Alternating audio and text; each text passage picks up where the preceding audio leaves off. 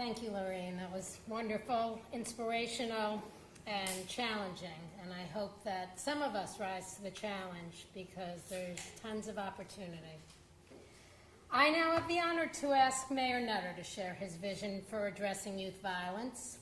No one recognizes and feels the urgency of the issue more than the mayor, and his presence here speaks volumes. Mr. Mayor?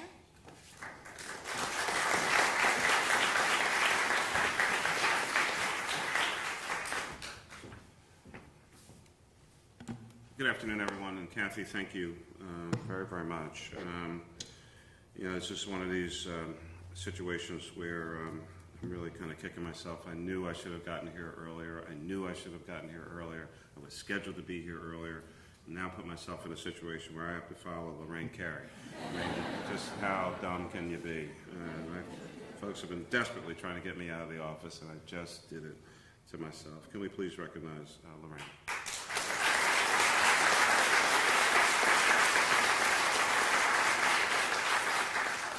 And if you hadn't figured it out before, you might now better understand why I desperately asked that she might serve on the School Reform Commission, because she's just that good.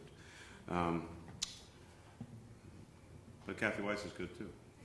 She's doing a tremendous job, and I was trying to be attentive and not be disruptive, but I really just wanted to turn around to Mayor Good and say, see, she's still doing good work. She's still helping mayors, still helping us do our job. And Kathy I met when she was working with Mayor Good, and we've been friends for a long, long period of time. She's doing a fantastic job here at Stoneleigh. Please recognize Kathy Weiss.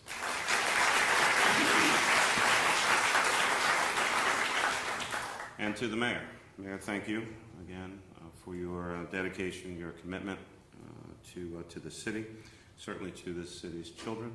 And as I've often said about the mayor, it's one thing to do what you do and do your job and try to do it well when you're in office, but you learn a great deal about electeds, especially in terms of what they do when they're out of office. And but for the fact that he allows me to be in room 215, it is as if Mayor Good never really left. He continues to do the people's work in so many different ways, and has been a good friend, a great advisor, provides great advice, and is truly one of those folks. You know how you have people in your life say, I only give advice when people ask for it, and that mostly is really not true, because they're just giving you advice whether you want to hear it or not.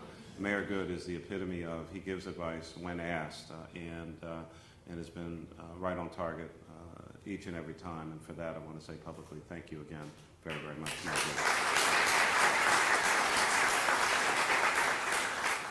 I understand that Bob Listenby is here, and I want to thank him and express appreciation for him and for his work. Our panelists over to the side, Ted and Jamira Lucas, and I know that Ruby is here as well, works in the Commerce Department, and Police Commissioner Ramsey. Can we please recognize our panelists who are here? And I know, even though she's not on at least this panel, I do see her rapidly disappearing. Just teasing. Our great DHS Commissioner, Anne-Marie Ambrose. Please recognize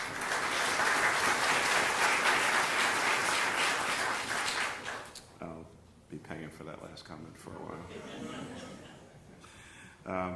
I'm told that there might be some electeds, other electeds here. My notes told me earlier that State Rep Payton and possibly State Rep Donna Tucci might be here. If there are any elected officials, I came in from the side and again didn't want to be disruptive. I want to recognize all of them. And at the same time, if there are any folks here who think that they should be elected to something, we recognize you as well. So I think I've covered all my bases there. I want to thank you all for being here, for being a part of this, and reaffirming your commitment to reducing, if not eliminating, youth violence here in Philadelphia. As Kathy said, I have some thoughts about that I'd like to share and lay out a bit of a vision for this city.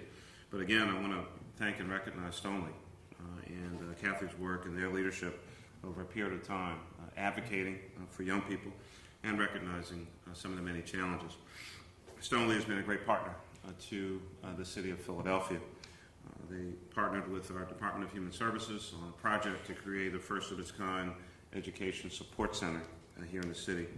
The ESC intervenes with students who show early indicators of possibly dropping out and help to get them back on track and back into school and moving on in a positive way in their lives. They also partnered with the School District of Philadelphia, DHS, and our Family Court to establish a truancy collaborative that meets monthly to discuss the issues and challenges related to truancy here in Philadelphia. I think the number, unfortunately, has stayed pretty much up in the same neighborhood, that on average, on any given day, there are more than 10,000 young people out of school, half of whom do not have a legitimate reason or excuse not to be in school. And so truancy and not going to school is a very, very serious issue here in the city. Now, one thing we know for sure is we can't teach you if you're not in your classroom. And coming to school, being in school, staying in school, and doing what you need to do is a long and strong part of what Stoneleigh has been about in helping with us. And I now see that our Prisons Commissioner is here with us. Lou, thank you. Lou Girolamo, thank you very, very much for your participation and your commitment. This symposium obviously is really about bringing stakeholders together, individuals who may on occasion not so much sit side by side and talk to each other on a regular basis about what each of us individually is doing. And so that's why this opportunity to share approaches, share ideas, share some best practices is very, very important. Today you've been focusing, of course, on youth violence, which is a very serious issue in the city, and as Kathy kind of indicated, I'm pretty passionate about it. I'm born, raised, educated, created all my trouble here in Philadelphia, and notwithstanding my current position, I will always still be that kid from West Philadelphia who had the opportunity to do some things because other people looked out for me. And I'm reminded of that every day, and I keep that in my heart and in my soul. Last year, there were 316 people killed in the city of Philadelphia. Of the 316 murder victims last year, approximately 41% were between the ages of 11 and 24. 11 and 24, 41%. 75% of our homicide victims last year were African American males. 80% of those arrested for homicide in Philadelphia last year were African American males.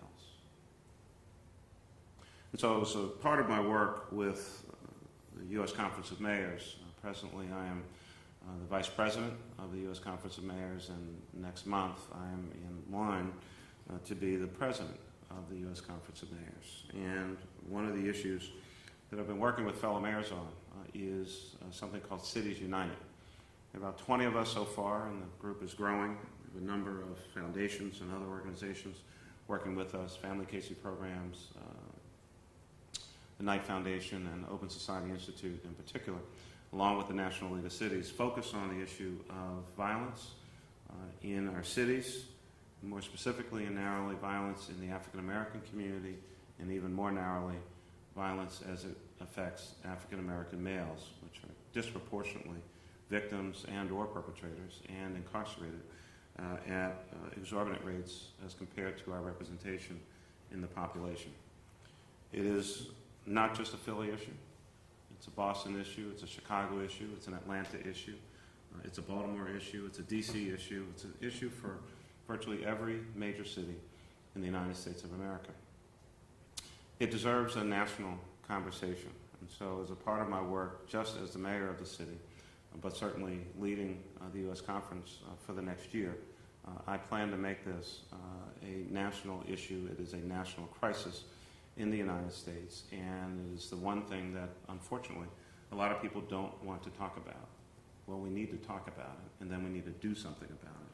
I've talked about this in the context of our response to international terrorism. Of course, we created a brand new federal agency, which is cabinet level. We invested billions of dollars in infrastructure and protection devices and mechanisms. We changed the way that we travel in this country and around the world in response to, appropriately, an attack on America 11 years ago. And so I'll leave you with two other numbers. On 9/11/2001, 2,977 people were killed in New York, in Washington, and in a field in Pennsylvania. Last year, in 13 major cities, including the top 5, which Philadelphia, of course, is the 5th largest city in America, there were 2,981 people killed in those 13 cities. We revolutionized the way that we protect Americans from international terrorism, and yet hardly a word is mentioned about the domestic terrorism that all of us face on a daily basis in virtually every city in the United States of America. We need a national response to violence and crime in our cities, the way we nationally and internationally responded to international terrorism. Those are domestic terrorists who prevent children from being out in the street, prevent working people from doing what they need to do, and our seniors from going where they need to go. And our response, which has been virtually silence, is unacceptable, and I plan to make this a national issue for the United States of America, and we need the Congress and the White House to respond appropriately to violence in our communities.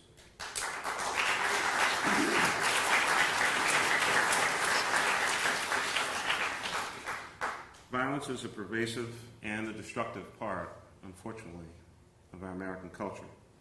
Our young people see it and unfortunately experience it on an almost daily basis. An entire generation of young people, urban youth, are literally beating and killing each other all across the United States and certainly here in Philadelphia. And so the question, of course, is how do we combat this kind of problem? Well, the one thing I think we know is that change will not occur in silos. We can't expect just the education people to solve this issue. We can't expect just the police department to solve this problem. We can't expect the community-based organizations alone to solve this problem. It is multifaceted, it is complex, and it requires all of us to do our part in cooperation and in coordination with each other. We need all of you working together, sharing together, doing what needs to be done, worrying less, of course, about credit and more about results. We need to make combating youth violence the major issue here in our city. Some of those children that I mentioned don't go to school because they're afraid to go to school. The path to and from school can be very dangerous.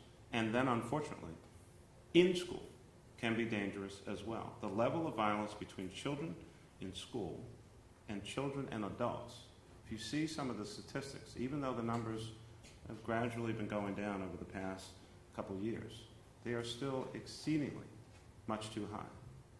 And so people bringing weapons to school, people assaulting each other, both physically, sexually, mentally, takes place on a regular basis and is one of the barriers to why some children don't go to school.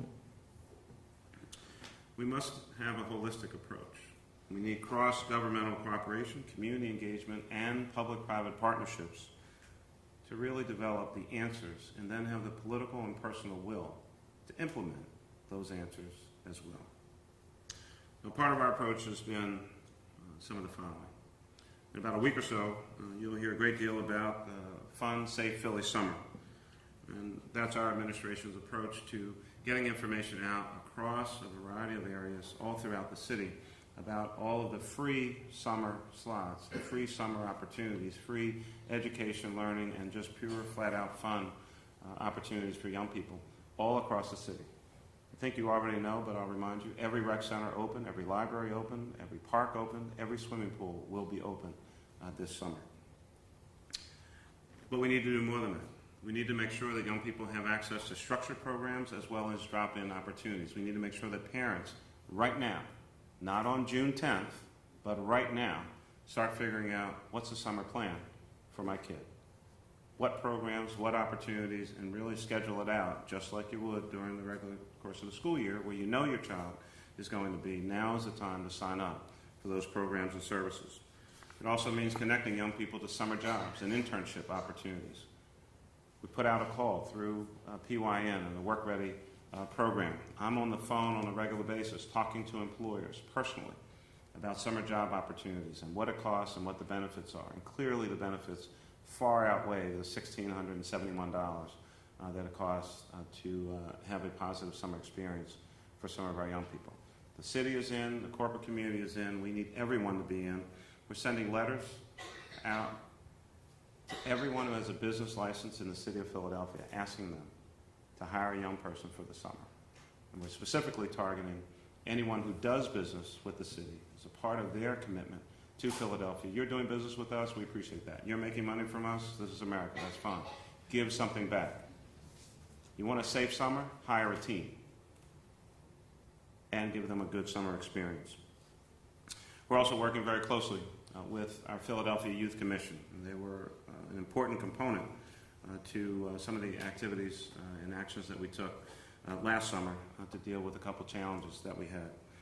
And I am very, very pleased, and we've worked on this for a while, but I'm very, very pleased to share with you that earlier today we sent out a notice, and I'm pleased to announce that the new executive director for the Philadelphia Youth Commission happens to be sitting on the platform with us, and that's Jamira Burley.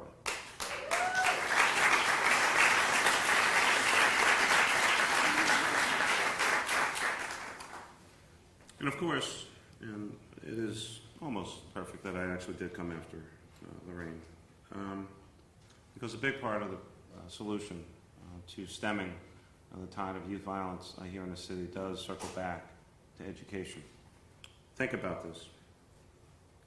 If you track a class of 9th graders in high school right now, unfortunately you will find that only 1 in 10 will actually graduate from college. Think about that. Group of 9th graders today, watch them over the next 6, 7, 8 years.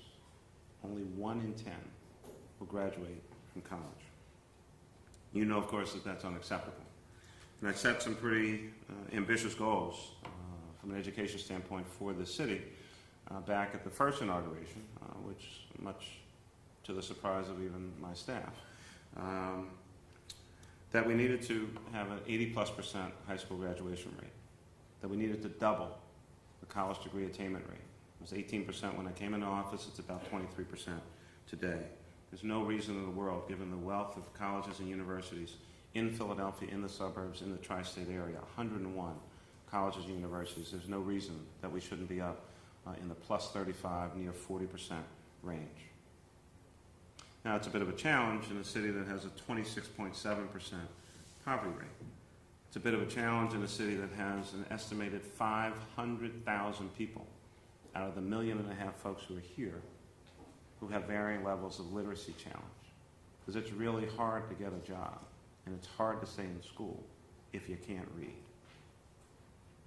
And so we need to devote more resources over on the literacy side and also make sure that people have the information that they need about going to school or going back to school. And so whether it's the city's Returning to Learning program, 12 colleges and universities have signed up with the city of Philadelphia that give all of our public employees who go to any one of those 12 schools a 25% discount on their tuition. Same for their spouses, same for their children.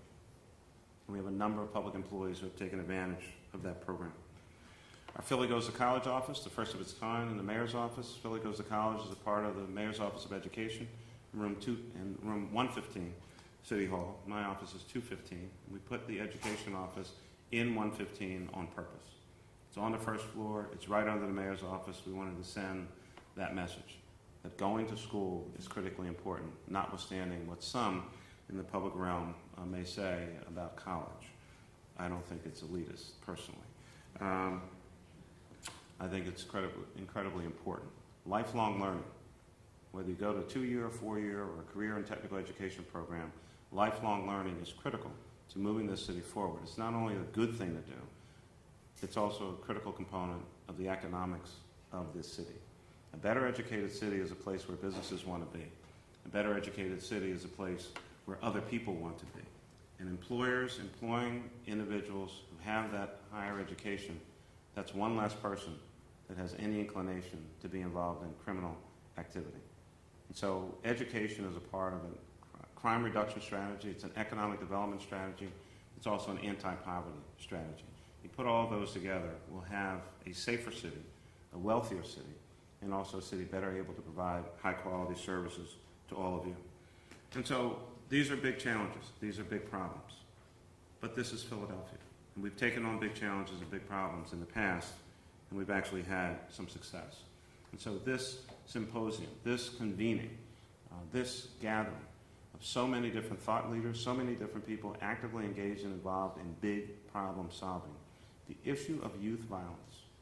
If we make this a safer city, you will not be able to imagine the progress that we will be able to make, the opportunities that young people will have, the calming of this city, and taking away much of the mental stress that our young people face today that ultimately gets acted out in our streets. The things that they learn when they are younger, the things that they experience in their homes, play out on a regular basis, and then we wonder, well, what's the police department doing? What's DHS doing? What's the prison system doing?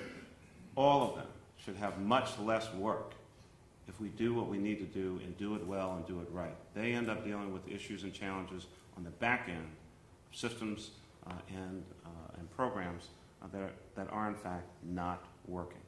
If the police are involved, if DHS is involved, if the prisons are involved, we know that ultimately we've really not done our job well. We've not done our job right. They're doing what they do because of what other people do. And we need to make sure that our young people understand that violence is not a way of life. Violence is not how it's supposed to be. You can actually live in some level of peace and harmony and still be productive, still do the things that you want to do.